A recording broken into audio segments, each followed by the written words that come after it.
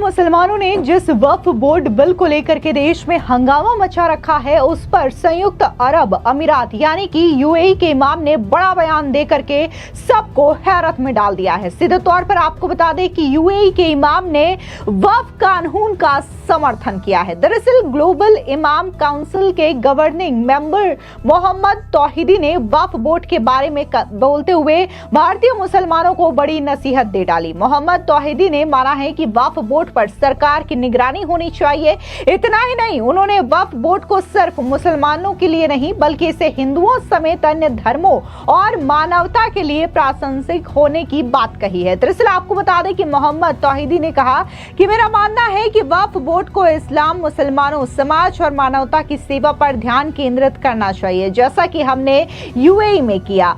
सबसे पहले ये कि धार्मिक समुदाय कैसे काम करते हैं और समाज की सेवा कैसे कर सकते हैं, इस पर सकारात्मक दृष्टिकोण के साथ कानून का पालन करना चाहिए। उन्होंने कहा कि यूएई में वक्फ बोर्ड पेशेवर संस्थाएं हैं, वे समाज में अपनी स्थिति में कानूनी उनका बहुत सम्मान किया जाता है और जाहिर है कि देश के मुस्लिम धार्मिक ढांचे के भीतर विभिन्न भागों का प्रबंधन करते हैं। मेरा मानना है कि यूएई में हमारे पास जो वक्फ बोर्ड है वे मुस्लिम देशों में वक्फ बोर्ड और भारत जैसे देशों में मुस्लिम समाज के लिए एक रोल मॉडल है। यानी कि उनका कहना है कि जो मुस्लिम देश हैं या फिर मुसलमान हैं उन्हें यूएई के मॉडल का पालन करना चाहिए। सुनिए क्या कुछ कहा गया है मोहम्मद तौहीदी की ओर से। I believe that a Waqf board should be focused on serving Islam and Muslims and society and humanity as we have them in the UAE.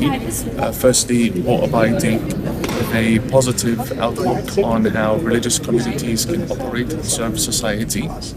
In the UAE, the Waqf boards are professional entities.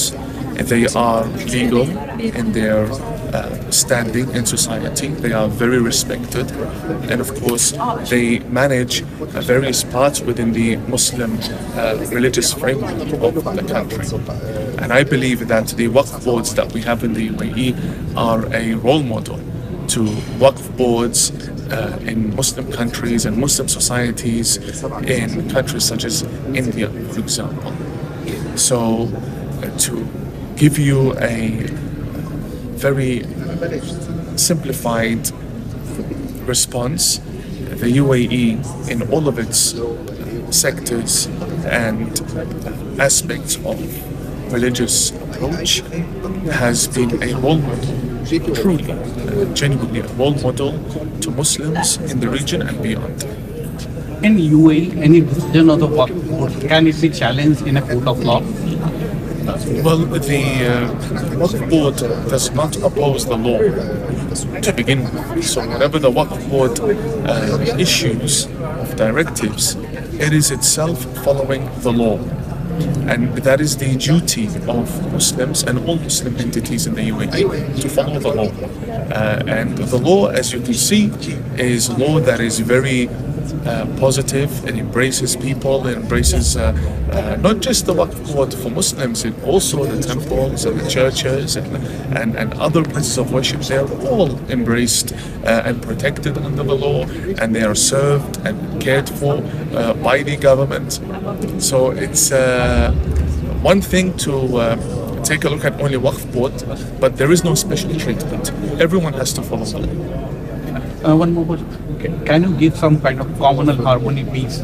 Because a lot of controversy happening in India and many between different communities, riots are happening. And so what message you want to give to the Muslims in India? Regardless of what's happening in India, I want to say something that is a fact. Islam is comprises of nearly 2 billion people. It's not fair for Islam as a religion and for Muslims that a few thousand people can tarnish the reputation of our religion and our faith, right? So the same way the extremists attempt to tarnish our reputation in the media and their leaders, we have to look at the positive Muslim leaders. So, for example, the leaders in the UAE are not just political rulers and state leaders of Emirates. They're also Muslim leaders. They're also leaders for the religion and the region. Right, so the President, Sheikh Mohammed bin Zayed Hafidhullah, yes, he's the head of state, but he's also a representative of the religion because he's a Muslim role model who runs a Muslim majority country. So we should learn from him how Muslims should behave, how we should have a positive outlook to the future of the people who live with us in society. Violence is not the solution of the wise. Can I ask you a few questions in Hindi? Can you speak in Hindi? I don't speak Hindi. No, I'm an Arab. I don't speak Hindi. Oh, thank you. Unfortunately.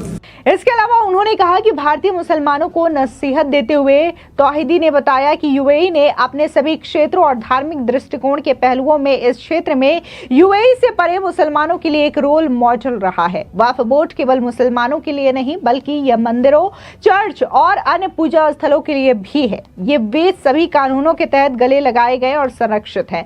सरकार द्वारा उनकी सेवा और देखभाल की जाती है, इसलिए ये एक बात है, इस पर नजर रखी जाए, लेकिन कोई विशेष व्यवहार नहीं है। उन्होंने कहा कि सभी को कानून का पालन करना होगा। दरअसल आपको बता दें कि तौहीदी का यह नजरिया सिर्फ प्रशासनिक या सामाजिक नहीं बल्कि एक विचारधारा के खिलाफ खड़े होने की कोशिश है। कई देशों में वक्फ बोर्ड कट्टरपंथियों के प्रभाव में आकर के सांप्रदायिक ध्रुवीकरण का हथियार बन चुके हैं, जबकि तौहीदी का कहना है कि वक्फ को एक प्रगतिशील, उदार और इंसानियत केंद्रित संस्था होना चाहिए। और वक्फ को आखिर स्पेशल ट्रीटमेंट क्यों चाहिए? उन्होंने सवाल उठाते हुए पूछा कि आपके लिए अलग से धार्मिक आधार पर कानून क्यों होना चाहिए। सीधे तौर पर जिस तरीके से मोहम्मद तौहीदी की ओर से यह बयान दिया गया है, जाहिर तौर पर जो तुष्टीकरण की राजनीति को अंजाम देने की कोशिश कर रहे हैं या फिर वक्फ बोर्ड को लेकर के, वक्फ संशोधन कानून को लेकर के भ्रम पैदा करने की स्थिति कर रहे हैं, उनके लिए एक बड़ा झटका है। क्योंकि सीधे तौर पर मोहम्मद तौहीदी जो कि खुद यूएई से आते हैं, एक इमाम है और उनकी ओर से इस तरीके का बयान दिया जाना, मुसलमानों को नसीहत दिया जाना, जाहिर तौर पर यह उन लोगों को रास नहीं आएगा जो कि अपनी तुष्टीकरण की राजनीति करते हैं और इस वक्फ संशोधन कानून के विरोध में वो अपनी राजनीतिक रोटियां सेक रहे हैं। कहीं ना कहीं भारत के अलग अलग हिस्सों में देखने को मिल रहा है कि कैसे वक्फ संशोधन कानून को लेकर के विरोध प्रदर्शन का जो सिलसिला है वो लगातार जारी है। और ऐसे में जहां कुछ संगठन और पार्टियां इस वक्फ संशोधन कानून का समर्थन कर रही हैं, तो वहीं दूसरी ओर कई सारे ऐसे संगठन हैं, ऐसी पार्टियां हैं जो कि खुल करके इसका विरोध कर रही है। इतना ही नहीं, देश भर में प्रदर्शन का सिलसिला भी देखने को मिल रहा है। तो वहीं दूसरी ओर कई सारे संगठन और पार्टियों ने तो सीधे तौर पर सुप्रीम कोर्ट का रुख कर लिया है और सुप्रीम कोर्ट में याचिकाएं दायर की है और ये मांग की है कि इस वक्फ कानून को सिरे से खारिज कर दिया जाना चाहिए, इसे असंवैधानिक घोषित करते हुए इसे वापस ले लिया जाना चाहिए। तो ऐसी कई सारी चीजें हैं जो कि वक्फ संशोधन कानून को लेकर के देखने को मिल रही है। जहां एक और विरोध करने वाले पक्ष है, उनका यह कहना है कि वक्फ संशोधन कानून मुसलमानों के हित में नहीं है, इनका शोषण करने के लिए बनाया गया है, सरकार वक्फ की प्रॉपर्टीज को हड़पना चाहती है। तो वहीं दूसरी ओर जो वक्फ कानून का समर्थन कर रहे हैं, उनका यह कहना है कि वक्फ संशोधन जो किया गया है उसके जरिए मुसलमानों में बहुत सारे ऐसे वर्ग आते हैं जो कि इससे अछूते होते हैं, जिन्हें इसकी मदद नहीं मिल पाती। तो ऐसे भी मुसलमानों को इसके जरिए मदद पहुंचाई जाएगी। इसमें खास तौर से महिलाओं का भी प्रतिभाग रहेगा और जो जरूरतमंद मुसलमान होते हैं उन तक भी इसकी मदद पहुंचेगी, जिसकी वजह से सरकार ने यह बड़ा संशोधन किया है। तो कुल मिलाकर के अलग अलग जो संगठन है, अलग अलग पार्टियां हैं, उसकी अलग अलग राय जो है इस वक्फ संशोधन कानून को लेकर के देखने को मिल रही है। फिलहाल इस पूरी खबर पर आपकी क्या राय है, कमेंट सेक्शन में जरूर बताएं। धन्यवाद।